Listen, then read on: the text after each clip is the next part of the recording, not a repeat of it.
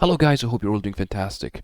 Today's video is going to be different. We're going to solve this paper fast and we're going to solve it as fast as we can. I will not only solve it, I'll also explain it. But if you don't understand something, you can rewind the video or you can perhaps put the video into slow motion. Well, the paper is paper 1 variant 2 from May, June 2022 and you've got 45 minutes to solve this paper.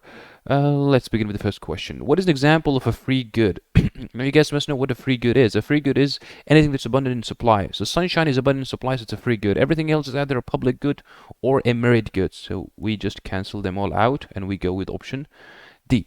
All right. So the second question. A student has nothing to do on Friday evening. She withdraws $5 from $100. So the student has $100. She withdraws $5 and she has in savings account and buys a present to take to party to which admission is free. What does this involve? An average cost equal to $95. Well, $95 is the amount of money that is left after she has taken out $5 from her 100, so this cannot be true.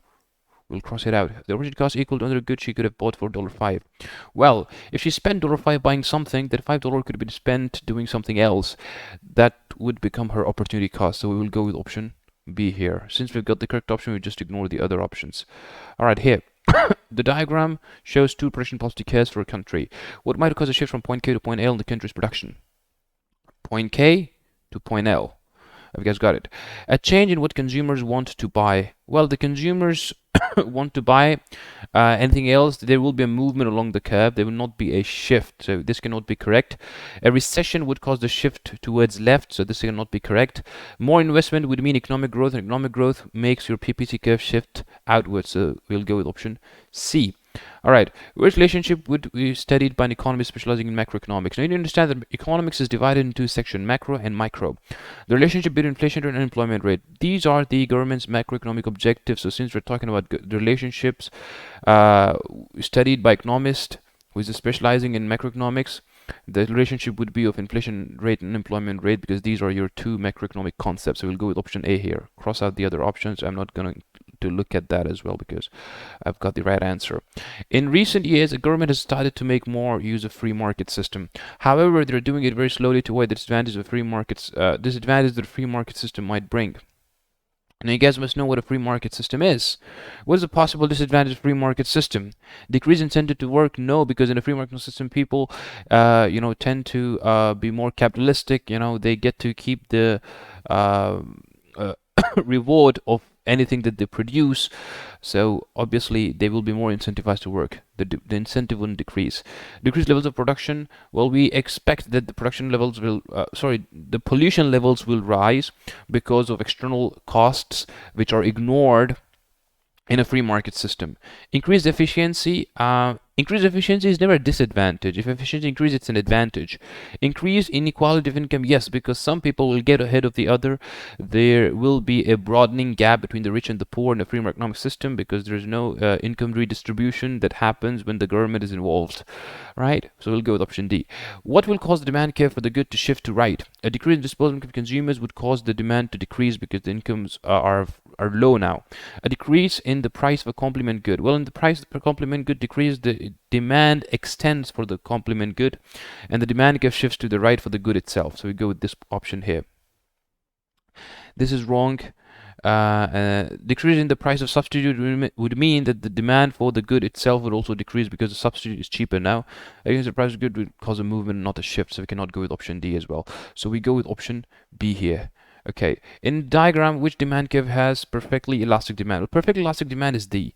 You must remember this. This is perfectly inelastic, and this is perfectly elastic, so we go with option D. All right, here we go. The table shows demand and supply schedules for rice. The current price is $2 per kilo. That's where we are. The quantity demand is 10 units, 10 million tons, and the quantity supplied is 25 million tons. Well, let's look at the question. What will happen if the price is reduced to $1 per kilo? Well, the price has been reduced from $2 to $1 per kilo. Now, initially what we have is that there's a difference of 15. The supply exceeds demand by 15. And then when the price is reduced, the quantity demanded exceeds quantity supplied by 15 million. So what's happening is the demand scale shift to the left. Well, there is no shift that's happening. Basically, what's happening is that the price is getting reduced and equilibrium stands here. That's where the equilibrium is. The market will move. The market will move from shortage to surplus. Well, initially there is a surplus, and then there's a shortage because demand exceeds supply, and initially supply exceeds demand. So when supply exceeds demand, there's a surplus. So the market will move from surplus to shortage. We'll go with this option here, option C. Okay. The diagram shows the fixed cost, variable cost, and total cost of a firm at output S. Well, that's your output S, right? This here is your fixed cost, right? This here is your variable cost, and this here is your total cost. Remember that variable cost plus fixed cost is equals to total cost. So variable cost plus fixed cost is total cost. So TC is equals to VC plus FC. Now, which distance represents the firm's variable cost? Well, this is your variable cost curve, right? This line here. We are at point S. So at point S, we are, if we follow the VC curve, we are at point Q, right? The total cost at output S is the difference, this difference, QS. So QS is the total variable cost. The total variable cost is QS at output S. And the total fixed cost is RS at output QS. And the total cost is PS at output S. You just have to interpret the whole thing. All right, what could cause profits to be high in a monopoly? Barriers to entry, of course. In a monopoly, there are high barriers to entry, which would mean the business can charge as much price as they want because there are no substitutes and the customers have no other choice. So they tend to make higher profits due to high barriers to entry. Economies of scale is not true. Sometimes there are economies of scale that benefit monopolies. Elasticity of demand is inelastic. The number of substitutes are low. In fact, there are no substitutes if it's a pure monopoly. So there are high barriers to entry in monopoly. That's the only correct option that we can go with. All right, which firm is most likely to be classified as small firm in tertiary sector? A farm is not small, tertiary sector business. A farm is a primary sector business. A steelworks is a secondary sector. Supermarket can be small, and hairdresser, it's a tertiary sector business. But amongst these two, hairdresser seems more suitable. It's a small firm. We're talking about a small firm here. Hairdresser tends to be very small business within a tertiary sector that provides hairdressing and other sort of services, beauty services or grooming services, right? So there are basically personalized services, and supermarket can be a large retail stores chain, and it does not necessarily need to be small. So we go with option B here. Germany is considered capital intensive economy, while Indonesia is considered a labor intensive. So Germany is capital intensive and Indonesia is labor intensive. What does this mean about the economies of Germany and Russia? Capital is really cheaper than labor, and that's the reason why Germany would be capital intensive, and labor is also cheaper than capital, and that's the reason why Indonesia is likely to be labor intensive, or is labor intensive in fact, because labor is cheaper than capital. If that was not the case, Indonesia would also have been capital intensive, right? So we go with option A here. We don't need to consider the options. We have to move on. A bank continues to operate loss-making branches. Which objective is the bank trying to achieve? Does it want to grow? Well, it could possibly be the case that it wants to grow. We can go with that one as well. But this here is a very general statement, because I can see option D, it says social welfare. A bank would want to maximize the social welfare of the public, so it would still continue to operate a loss-making branch. So we can go with that option as well.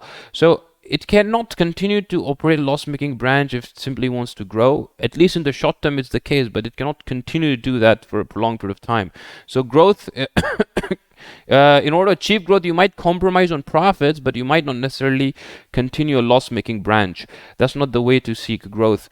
Compromising on profits is perhaps the way, but making a loss on a continuous basis for a branch of a business that has got too many branches, of course, as in the case of bank, it perhaps is that they want to maximize the social welfare to the public. Profit maximization is not going to be the case, of course, a loss-making branch. Efficiency, of course, we're not talking about efficiency here. It's loss-making branch, so how come it's being efficient? And growth could also have been the right choice, but I mean, loss-making branch and being operate continuously, then it seems that the bank does have social welfare as one of its objectives, along with the other objectives that it might have, which it might fulfill through its other branches. So we'll go with option D here. All right, this one could have been tricky, and some people might have gone with growth, and I don't blame you guys, because these choices are very competing, tempting. To go for growth is very tempting, but social welfare seems to be more appropriate here, because it says continues.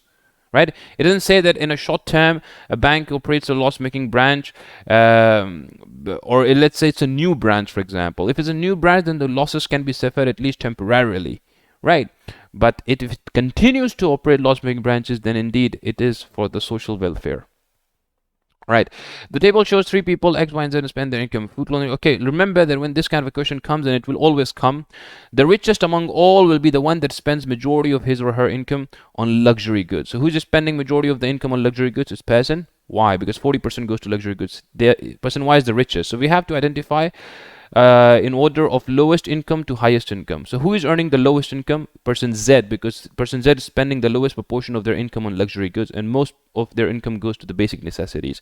Person Z is the poorest of all, and then you have got person X, because they're spending less than person Z but more than person Y on basic necessities, and they are not necessarily spending the highest on luxury goods, because person Y is spending the highest on luxury goods. Person Y is the richest of all three, so person Y is the richest. So we'll go in that order from lowest to highest. 1, 2, 3. So it's Z, X, Y. Here we go with option C. Okay, question 15. Which activity is currently linked to the organization that provides it? Central bank regulates the rate of inflation. Yes, it sets the interest rate policy which will regulate the inflation. Central bank does not set the direct tax rates. So commercial bank does not manage the government's finances, because that's the job of central bank. Commercial bank does not safeguard the country's foreign reserve. That perhaps is also the job of central bank. Central bank regulates the rate of inflation through its monetary policy and money, which includes interest rates and money supply. And direct taxes is not part of what the central bank does. So go with option A. All right, next question. The chart shows the government spending in a year. What was the total spending on public goods? What was the total spending on public goods? We'll see what public goods are. Social security and welfare, these are not your public goods. Health, merit goods, not public goods. Remember what public goods are: non-exclusive, non-rivalrous. They have a particular nature which differentiates them from private goods. Education, not public good, it's a merit good. Social security and welfare, of course, is not public good. It's what the government does to increase the benefit to society. Law and order is a public good because they're non-rivalrous in nature. They're exclusive. They're provided to all, and not at the expense of one to the other. So they are public good. We include this. And defense is also public good. We include this as well. I've defined what public goods are. Now you can apply that definition to the country's defense, right? So just add them both. You get 7440. We go with option C. Okay, next up. The government levies a special tax on supply of cigarettes. Well, when the government will levy a tax, remember the supply curve will shift towards left. Remember, supply curve shift towards left with the imposition of the specific taxes. And when there's a subsidy, supply curve shift towards right. So here's a specific tax, supply curve will shift towards left. At the same time, starts a campaign to explain the health risk of smoking cigarettes. So if people become aware through the campaign that cigarette smoking is bad for health, they might cut on their consumption, and the demand curve will shift towards left. So where is it that the supply curve is shifting towards left and demand curve is shifting towards left? Here it is. Supply is reducing, the curve shifting towards left, and demand is reducing, the curve shifting towards left, and reach to the near equilibrium, which is this one, right? So we go with option C. All right, a government wishes to pursue an expansion monetary policy. And you guys must know what expansion monetary policy is. Reducing the interest rates.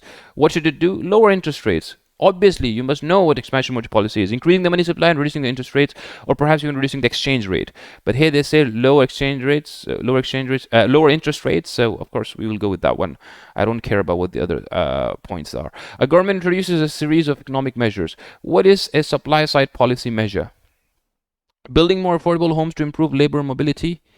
Sounds good, right? If there are more homes, if the labor mobility improves, then basically there can be more production, and supply side will be supply curve will shift towards right. So that's a supply side policy measure. We can go with option A.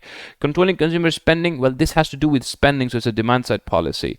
Lowering interest rates to encourage purchase of expensive goods. Again, it has to do with spending, so it's a demand side policy. Raising pensions to help retirees to pay their fuel bills. Fuel bills again is a spending, so it's a demand side policy. The supply side policy measure is option A. Option A. All right. Okay. What is identified as economic growth? A fall in labor productivity will reduce growth because there will be less production. An increase in the productive capacity of the economy, yes, because if the country is able to produce more goods and services, then it has achieved economic growth. It has grown in its size. An increase in the CPI is inflation. An economy enters a period of recession, of course, the opposite of growth. The recession is the opposite of growth. We cannot go with that one. So correct answer option B. Okay. The retail trade in a country has unemployed workers in one region and job vacancies in other regions. So there are people that are unemployed, they don't have a job, they're in one region of the country, and there are jobs in the other part of the country. What could explain this? Cost of employing workers are lower when there is what is this? It is not making sense. Cost of employment. when there's unemployment? No, we're talking about two different reasons here, and why there's unemployment in one, and why there are jobs in the other. It is more expensive to live in the area where the retail jobs are available. Well, yes, maybe the job vacancies which are available, they are in the areas where it is expensive to live. So people are still unemployed because they don't live in those areas where there are job vacancies. So we go with option B. Right? Can go the geographical mobility of labor has increased. If that was the case, then the job vacancies would have been utilized and jobs would have filled, but there are still job vacancies and unemployed people. So geographical mobility has not increased, right? So we'll go with option B here. Okay, 22. A country wishes to reduce the level of inflation. Which combination policy measure will be most successful? If the country wants to reduce inflation. Decrease exchange rates. Well, decreasing exchange rates means more exports, and demand pull inflation will be there. Decrease interest rates. Well, decrease interest rates means more borrowing, more spending, and demand pull inflation will increase. Increase government spending. Of course, total level of spending rises. There's demand pull inflation. Increase interest rates. Less borrowing. Because of less borrowing, less spending, demand pull inflation will be reduced. Decrease government spending, again total spending goes down, demand pull inflation will be reduced. So if the government wants to reduce the level of inflation, we'll go with option D here. A government wants to reduce both its budget deficit and the amount of poverty in its country. Which fiscal policy is most likely to achieve both of these aims? Both. Remember, both. We need to achieve both the aims, right? There's a budget deficit which we want to correct, which we want to reduce, right? And we want to also reduce the amount of poverty. There are two aims which the government wants to achieve. Decreasing the rate of progressive income tax. Well, if you decrease the progressive income tax, the government's budget deficit will increase. So the first aim is not being met. Because tax revenues will decrease, so budget deficit will decrease. Budget deficit can only be reduced when the revenues of the government increases and its expenditure goes down. So that's not true. Decreasing government spending on welfare benefits is going to increase the spending, means budget deficit can increase as well. So increasing the rate of progressive income tax. Well, when we increase the rate of progressive income tax, the government's budget deficit can be reduced, right? We can improve the budget deficit by increasing the rate of progressive tax, and since it's progressive, it will decrease the amount of poverty in the country as well, because that tax that has been collected from rich people can now be redistributed amongst the poor in order to reduce poverty. So we can go with option C here.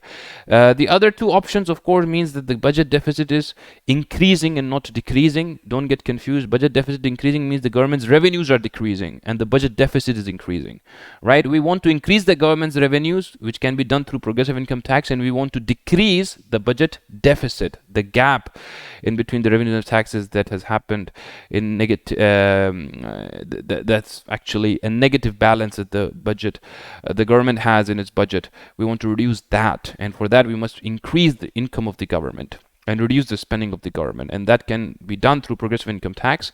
At the same time, the increased taxation is on the people with higher incomes, so I mean that could be reduced later on, or perhaps during the same budget year, to reduce the amount of poverty in the country. So we'll go with option C. Increasing government spending on social welfare is good to reduce poverty, but increased government spending means, what does that mean? It means that the budget deficit will increase, right? The government's spending will rise, so the budget deficit will increase. Budget deficit will increase. We want to reduce the budget deficit. Okay. Next question. Which components, in addition to GDP per head, are included in the Human Development Index? Remember, the Human Development Index will include three elements: income per head, that's GDP per head, and education and healthcare. Average earnings, this has got nothing to do with HDI. Balance of trade has nothing to do with HDI. Life expectancy at birth would mean health, and expected years of schooling would include education. So we'll go with option C here. Size of instruction does not have to do with HDI. So healthcare and education, along with GDP per head, is what's included in HDI, Human Development Index. What is likely to cause an immediate decrease in size of the labor force? Remember, an immediate increase. So it says a fall in the average size of families will reduce the size of labor force. Yes, this is correct. However, it's not an immediate decrease, because fall in the size of families will affect the total working population with time as the families they grow and the labor force reduces. So this is not an immediate decrease. A fall in the birth rate, again, it's going to be a problem in the future, but it's not an immediate problem. It's not an immediate decrease in the size of the labor force. A reduction in the age of retirement means that all of a sudden people that were now willing and able and capable of working are now not able to work because the government would not allow them, because they might have past their retirement age. They might be allowed earlier on, but now all of a sudden they're out of the labor force because of the change in the law that reduces the age of retirement. So many people that are part of the workforce will will now not constitute as workforce, and the size of the labor force will reduce all of a sudden. So reduction in the age of retirement is the correct option here. Okay, the table shows some economic indicators. Okay, let's look at D as well. An increase in net immigration, that would increase the size of labor force with people immigrating coming to the country. Okay, 26. The table shows some economic indicators. Which increase in the first indicator is most likely to lead to an increase in the second indicator? Budget surplus. When there's a budget surplus, government is taxing more. People are spending more because they have to pay for tax and they have a lower disposable income, so they cannot save anything. So this is not true, because government is charging more tax. That's why the government has surplus, and consumers, they have to pay the taxes and they're left with lower disposable income, so they cannot save now because they don't have any extra income left.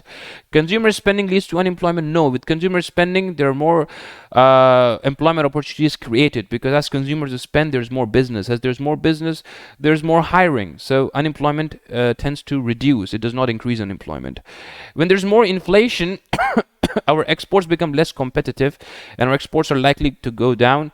Imports are more desired by the local population as well. So trade surplus will not be there, but rather trade deficit can be expected, or trade surplus would rather reduce when there's inflation. When there's an increase in productivity, of course, we produce more goods and services, the GDP increases, the GDP per capita increases because of high productivity, and people's living, the population's living standard rises. So we'll go with option D here. All right. The price of a currency in a fixed exchange rate system is reduced. Remember, reduced, and it's a fixed exchange rate system. What is it called? It's called devaluation. If it was a floating exchange rate system, that would be depreciation, but that's not. It's a fixed exchange rate system, and appreciation is the opposite of depreciation. And if the exchange rate system, the price of the currency is increased, then that's revaluation. But here, the price of the currency is reduced by the government in a fixed exchange rate system, which is called devaluation. So we go with option C here. Okay, 28. A government removed the quota on goods imported to the country. Removal of quota means more goods can be imported inside the country, and there will be a decrease in the demand for the domestic production. Yes, because people will shift towards imported products. There will decrease in domestic unemployment. No, because of less demand for domestic products, unemployment can increase. A decrease in exports. It does not have to do with exports. We're talking about the quotas on imports here. A decrease in the balance of trade deficit. Well, because we might start importing more, the balance of trade deficit would rise and would not decrease. So we cannot choose D either. Okay.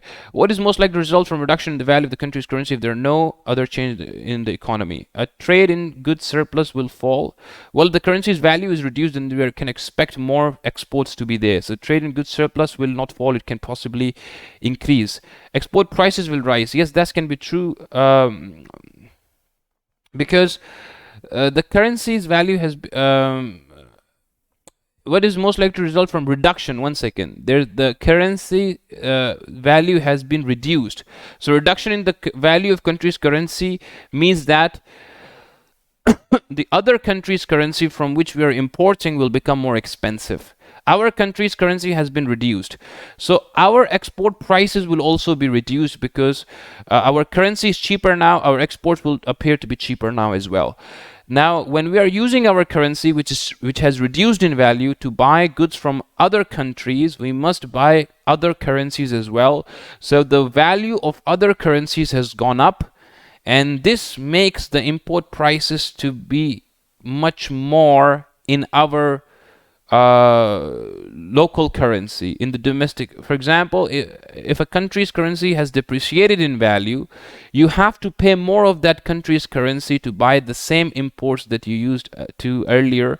And since the imports are quoted in foreign currencies, in the local currency of the country, the import prices will appear to be much higher. So we can say that import prices will rise in the local currency. The inflation rate will fall. Well, we cannot say that because there can be imported inflation. Inflation rate can rise as well, right? And because of a reduction in the country's currency's value, there can be increased exports as well, which can also cause there to be more inflation. So this is not true either. So we'll go with option C. 30. The government of low-income countries often allow foreign multinational companies to mine minerals in their country. So a low-income country is inviting a foreign company, MNC, that's a multinational company, to mine minerals. Now that's a primary sector. The current company is coming into a country which is a low-income country and mining for minerals. Which conflict between benefit and cost might this cause the low-income countries? Improved balance of trade, well, that's a benefit, yes, because due to mining activity, there can possibly be more exports going out of a country, so the balance of trade can improve. The training by MNCs is a benefit. How is training a cost? The training provided by a company that has come from abroad, it's a multinational company and it's training the local workforce. It's not a cost, it's a benefit. So we cannot go with that one. A higher employment is a benefit. Loss of financial resources cost. Yes, if with MNC coming into a country, there are opportunities for employment which are created, which is a benefit for the country. And loss of a finite resource means that the minerals, they can deplete once they are mined. And it's a finite resource, so it gets depleted and it gets lost forever. It's a country's resource that's gone now, that will not be replaced, that will not be renewed. So that's a cost to the country that's allowing foreign multinational companies to mine minerals in their country. So we can go with option B here. Increased profit of MNCs is not a benefit to the country, it's a benefit to MNC.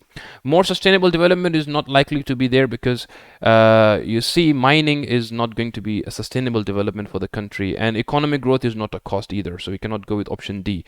We'll go with option B here. And we're done with the whole paper. And how long did it take us? Well, it took us 26 minutes.